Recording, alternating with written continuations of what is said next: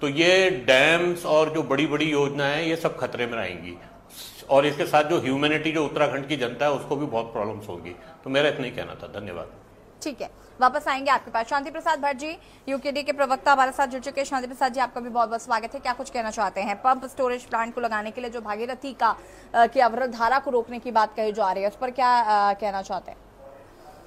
देखिए यशी जी, सनातन धर्म की मान्यताओं में भागीरथी और अलकनंदा का जो संगम है देवप्रयाग, इसका बहुत बड़ा महत्व है।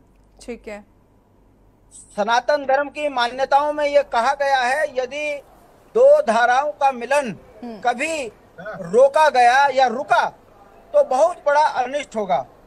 ये पंडित से लेकर तमाम सनातनी लोग कहते हैं।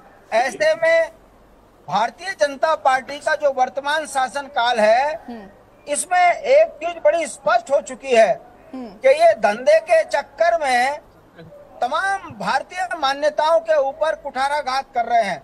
फिर वो चाहे केदारनाथ मंदिर में देख लीजिए, दिव्य और भव्य के नाम पर पूरे मंदिर का जो स्वरूप है उसे बदलने का प्रयास भाजपा के द्वारा किया जा रहा है। ऐसे ही आप बद्रीनाथ में देखेंगे, पंडित पुरोहित विरोध कर रहे हैं कि जो हमारी सनातन धर्म की मान्यता है उसके खिलाफ आप मंदिर परिसर के इर्द गिर्द अतिक्रमण ना करें। मगर गुजरात के ठेकेदारों ने केदारनाथ को भी उजाड़ दिया और बद्रीनाथ को भी उजाड़ दिया। मूल निवासी परेशान है, पंडित पुरोहित धरना प्रदर्शन कर रहे हैं, मगर ये व्यापारियों की पार्टी, इनको कोई फर्क नहीं पड़ता और ये अपनी मनमानी पे उतर आए हैं। और इसी क्रम में अगर आप देखेंगे कि जो देवप्रयाग में भागीरथी और अलकनंदा का जो संगम है, यदि एक अविरल धारा रुकती है गंगा बनने से, तो गंगा की मान्यता के ऊपर बहुत बड़े सवाल खड़े हो जाएंगे। हमें लगता है कि यदि सरकार जबरन कृत्रिम विकास के लिए सनातन धर्म की मान्यताओं पर इस तरीके से चोट मारेगी तो इसके गंभीर परिणाम आने वाले समय पर सनातन धर्म की मान्यता को मानने वाले लोगों के ऊपर पड़ेगा।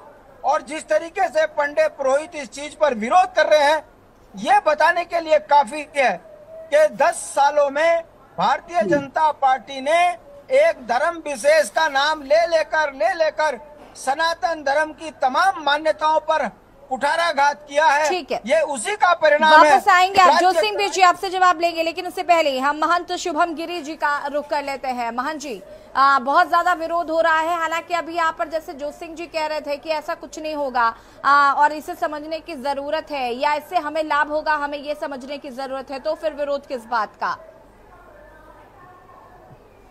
यशी जी, मेरी आवाज आ रही है आपको? हाँ जी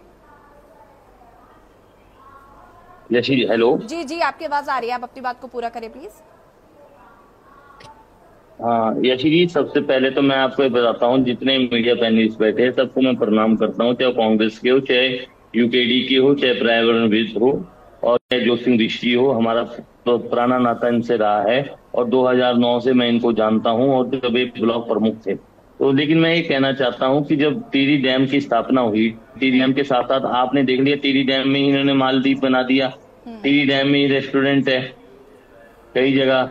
तो गंगा जी के जो रेस्टोरेंट बनाए, तो गंगा जी की अविरल धारा कहाँ से है?